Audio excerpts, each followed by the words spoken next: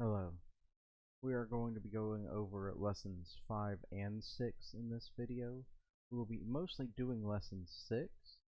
Lesson 5 is going to cover chapter 9, and lesson 6 will cover chapter 10, troubleshooting. Alright, let's go to the lesson. Instruments are designed to be used as permanent devices within a facility for process control. These instruments, what they're talking about is your pressure sensors, temperature sensors, all the things that are permanently installed throughout industrial facilities and some commercial facilities. Chips, sockets, contacts, resistors, and diodes are all examples of components. This is in the book on page 382 where it's talking about component level testing for troubleshooting. These are all things that could go bad and might need to be changed.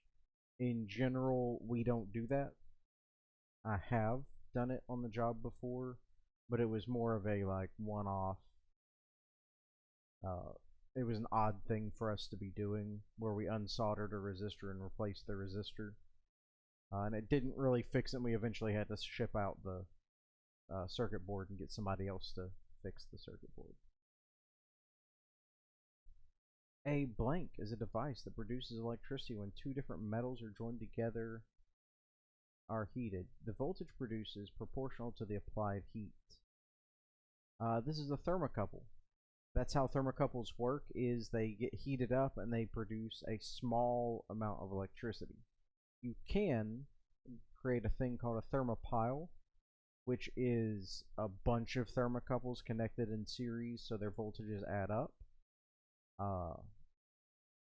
They have very limited applications, but they do, you can power like a fan with one. Like put a little candle under it and it'll power a small fan. Alright, that is thermocouple. When a quick disconnect fitting for inserting a pressure test instrument is not included, the system must be blank to connect the pressure test instrument. Yes, so if there's no way to quick connect, you have to open up the system. There might be like a valve that you can close and then open up the system and connect and then open back that valve. But in some way you're going to have to get into that system. You're going to have to screw the test instrument into the system somehow and connect it to where the pressure is. If you don't have a quick disconnect, it's impossible. Or it's impossible without opening the system. MSDS stands for Material Safety Data Sheet. You have probably taken enough training in your life to know this question. MSDS, Material Safety Data Sheet. And then finally, equipment failure rate is usually highest during the break-in period. This is that first initial period where you're going to find all of the crappy parts, like all the parts that weren't made to spec, all the weak links. As it's breaking in, you might have to replace more pieces, and then eventually it's broken in and it's going to run good. Most things have this break-in period. Alright, that is all of the questions for this lesson. Most of them are out of chapter 10. Chapter 10 is a good lesson.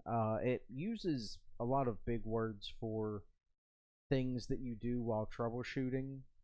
But it does go through the concepts of troubleshooting, and it is worth a read. Okay.